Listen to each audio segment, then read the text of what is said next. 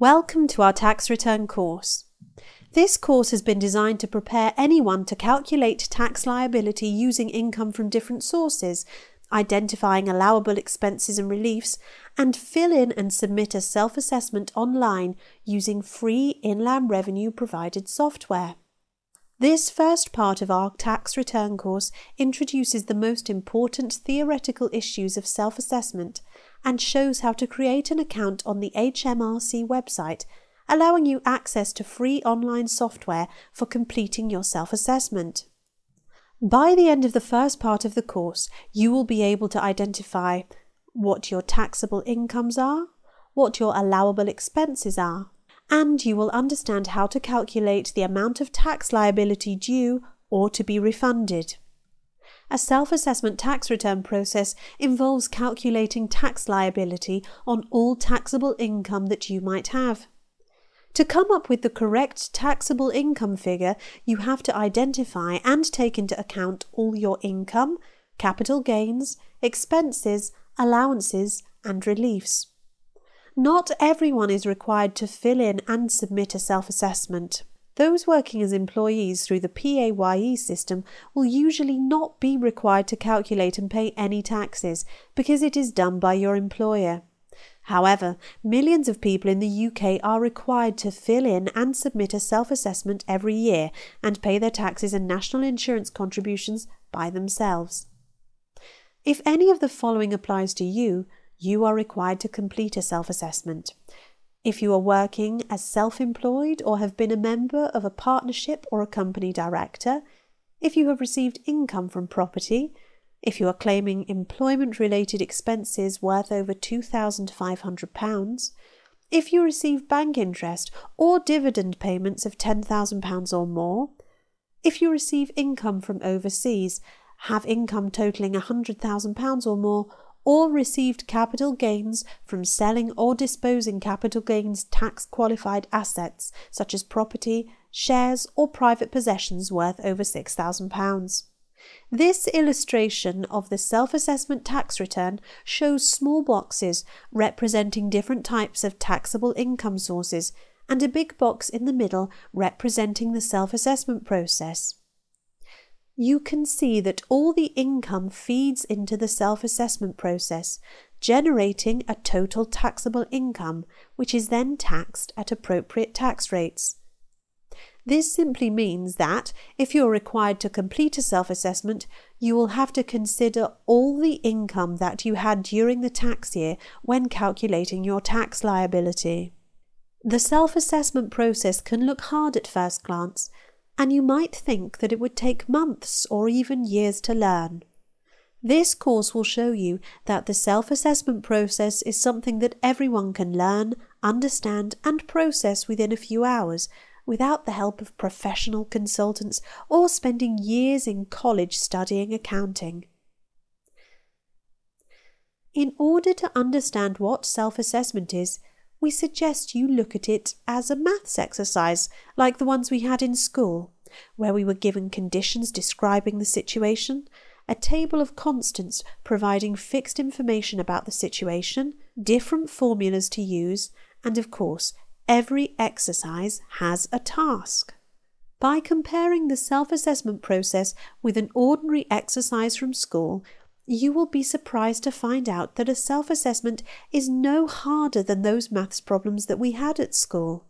This is because self-assessments always have the same conditions, which are the tax year, income received during the tax year, allowable expenses, and reliefs. The constants are a tax-free personal allowance, income tax rates, and national insurance rates. There is only one simple formula used, and there is always only one task: to calculate tax liability or the tax refund due. So, if you learn and understand it once, you will be able to repeat it again and again while completing self-assessment every year for yourself or for your clients if you are aiming to become a tax advisor. The self-assessment process consists of 8 simple steps which you need to go through in order to complete and submit your tax return to the Inland Revenue online. The first is to determine which tax year you are dealing with. The second is to identify the taxable income sources you had during that tax year. The third step is to identify allowable expenses. The fourth step is identifying allowances and reliefs that you can claim against your income.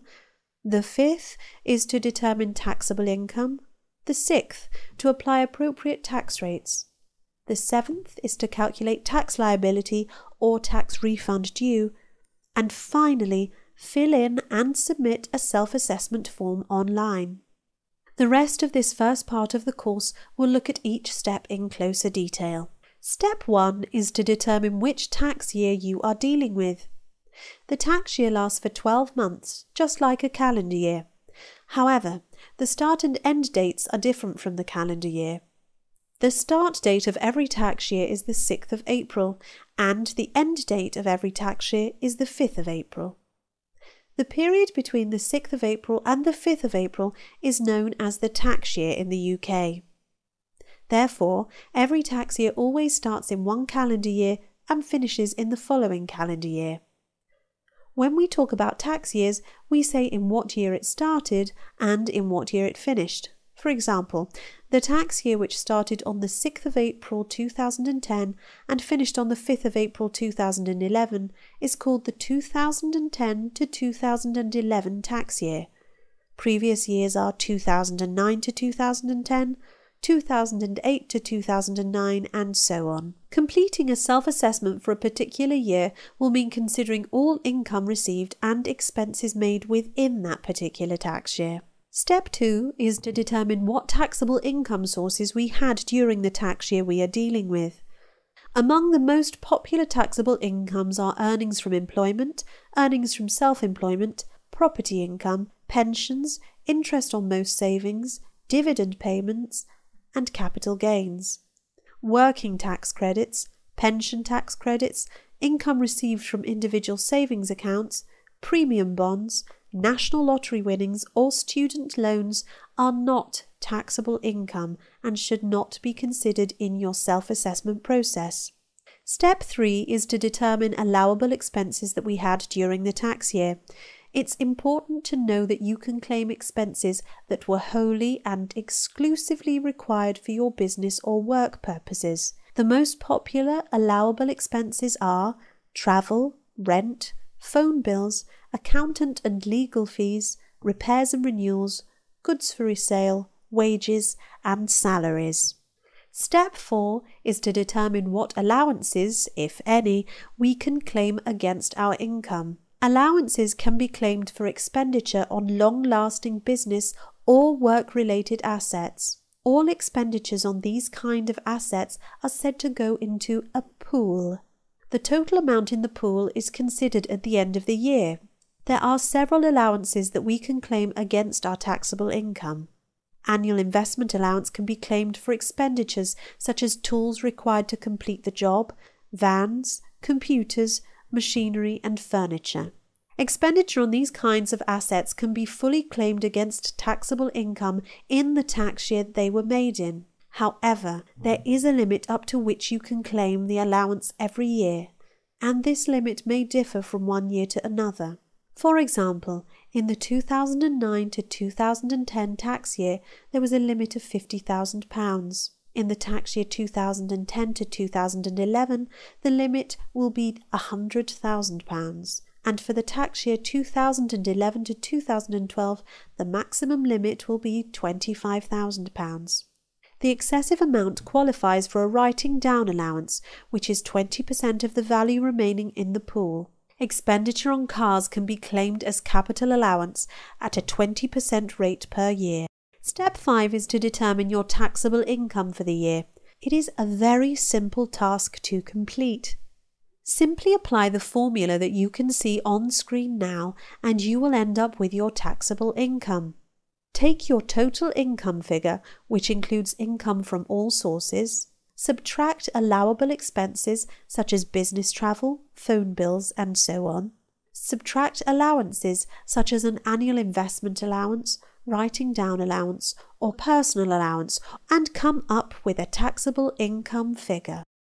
Step 6 is to apply appropriate tax rates on our total taxable income.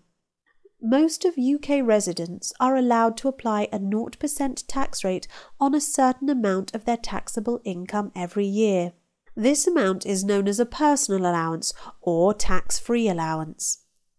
The level of personal allowance depends on your age and the tax year you are calculating tax liability for. The basic personal allowance for the tax year 2010 to 2011 is £6,475. If you are 65 or over, you will be entitled to £9,490 of tax-free income. Income rates vary depending on your income level and type. The table shows what income tax rates are applied for different layers of employment, self-employment, and property income. For income up to £6,475, a 0% tax rate is applied. Anything between that and £43,875 is taxed at the basic rate of 20%. Anything between £43,876 and £156,475 is taxed at a higher rate of 40%. Anything above that is taxed at 50%. So you can see there is no single tax rate that is applied to all. There is, however, a different tax rate for the different income layers. Let's look at how tax rates apply to different income levels. In the first example, we assume that the total income after expenses and capital allowances was £8,575. In this case, the first £6,475 is taxed at 0% because it is claimed as a personal allowance. The remaining £2,100 are taxed at the basic rate of 20%. By applying the given tax rates, we calculate the tax liability. In this case, for the first £6,475, the tax rate is 0%, so the tax liability is 0. And for the remaining £2,100, the liability is calculated at the rate of 20%, which comes to £420.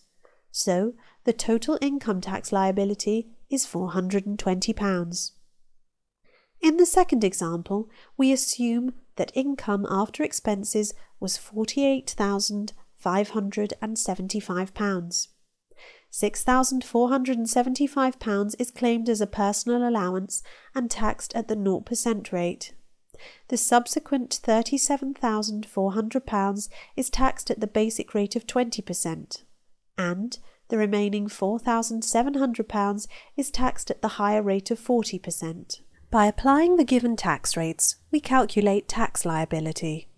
In this case, for the first £6,475, the tax rate is 0%, so the tax liability is 0, and for the following £37,400, the liability is calculated at the rate of 20%, which comes to £7,480, and the remaining £4,700 are taxed at the higher rate of 40%, which comes to £1,880. So, the total income tax liability in this example is £9,360.